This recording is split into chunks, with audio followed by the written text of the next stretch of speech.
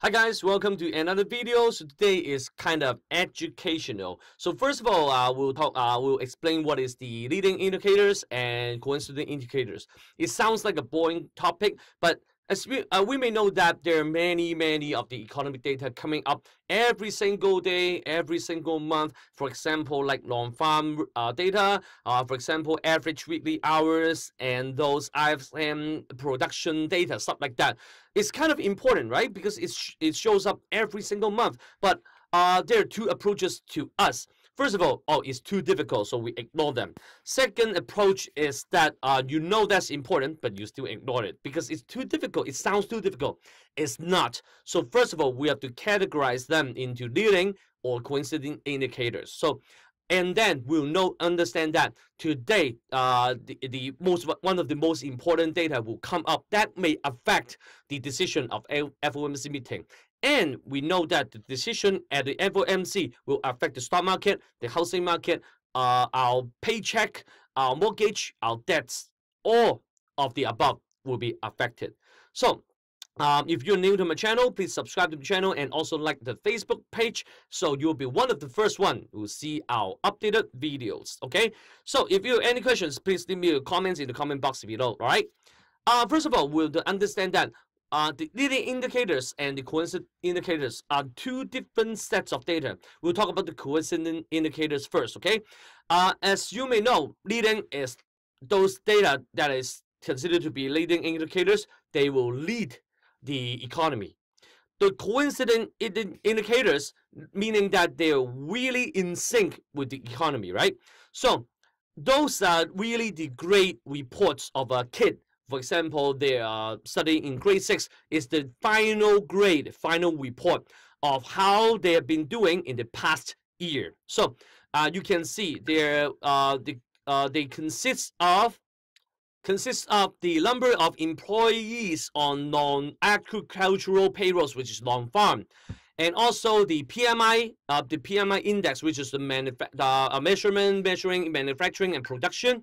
They're all the coincident indicators, including GDP, CPI. I will count them as in sync with the economy. So, as you may know, as the example I've talked about, the final grades of the child of the grade 6 there, which is really in sync with is really the result already, right? So there's nothing for us to play around with. Meaning that in the economic sense, if this data comes out, we really already know the economy is doing good or bad. It's a bull market or a bear market. There's nothing to anticipate before that data. You really have to wait for the data to come out, and the result is different, then you have something to do. If the result is exactly the same as anticipation, it's actually the same as the forecast, there's nothing more you can play around with. So if you're in speculating the forex market, or you want to prepare yourself to do anything, looking at this data has nothing to do with that. But the risk level is really low and the return is also lower. But if you play around and you study the leading indicators, for example, average weekly hours, the new orders, and also the S&P 500 index and the M2 money supply, you can really have a lot to anticipate, and you can speculate, and you can play around with numbers before the results come out. For example, I'll ask you a question. Is there any indicators for you to guess the grades of a 6th grader? For example, the hours he's playing, the hours he's sleeping, the hours he's studying, but he's not, right? Those are the leading indicators. So before the final reports come out, you really understand kind of the grades that it will be A+ or D-, right? So you really have the touch, you really have the sense. That is exactly what's going on with the leading indicators. So there are also another set of indicators called lagging indicators. Those are useless. Actually, they're useful to confirm that you actually really lost your money, right? That's a confirmation. So how do we play around with this? for those data that are under leading indicators, that is something that you may have a chance to speculate, you may have the chance to prepare yourself, you may have a chance to play around with the forecast. But for those that are under coincident indicators, you really cannot play around with that data before it comes out. So when the report is falling short, for example, you're thinking A+, but in the end is B+, then you can play around with the portfolios, with the speculation of the forex market, with your strategy in the housing market, stuff like that. So, for example, so now on Wednesday, we'll talk about this website, right? So you come back to this, and then you click United States 2 and 3 bulls and apply. You understand, you check week by week. My preference is to check the data that's coming out in the next 2 weeks so I can prepare myself. So let's say PMI and non-manufacturing employment. These are all kind of coincident, right? So it's not like the importance is just like two bolts.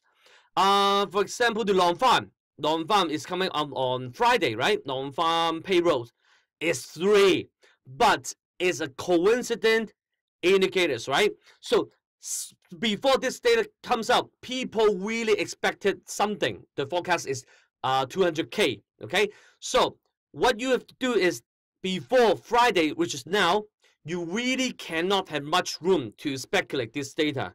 So if after 8:30 US time, Eastern time, if this data is more or less, a lot more, a lot less than this number, you really can see US dollar will be really fluctuated, and that may trigger the gold, may trigger the emotions, and the stock market will fluctuate. For example, it's a lot more than non-farm payrolls, and for this today, the expectation of FOMC meeting on December 13 is 100% that they are going to raise their interest rate, right? So right now, because it's already 100%, the US dollar may not rebound as much as unless people think that it's going to raise for not 25% basis point. It may be raising for 50 basis point, right? Because 10% of us thinking that they will raise for the interest rate for 50 basis point, which I think is not really the case. But if that's, for example, is coming out, the data is 300K, 400K, that is really extreme, right? So probably the FOMC will raise the interest rate for 50 basis point, or they will just raise for 25% basis point, but they will really have strong words of raising another time for another interest, another 25 basis point in January, right? Next year.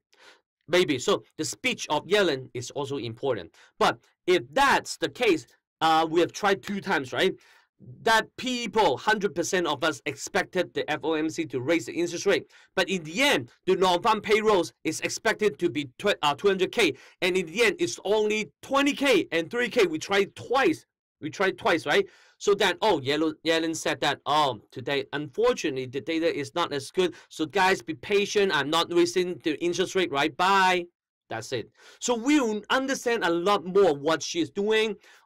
Is that conspiracy or is that a plan? We'll understand a lot more, so we can prepare and also we can explain the results. So that's today is kind of educational and a little bit of analysis. Hopefully you guys like it. If you do so, please give me likes and also share this video to your friends. It can be a difficult topic, right? So you can leave me your comments or questions or anything you want to add, anything you want to invest or speculate. Please feel free to share to us in the comment box below. I'll see you next time. Investing Made Easy. Goodbye.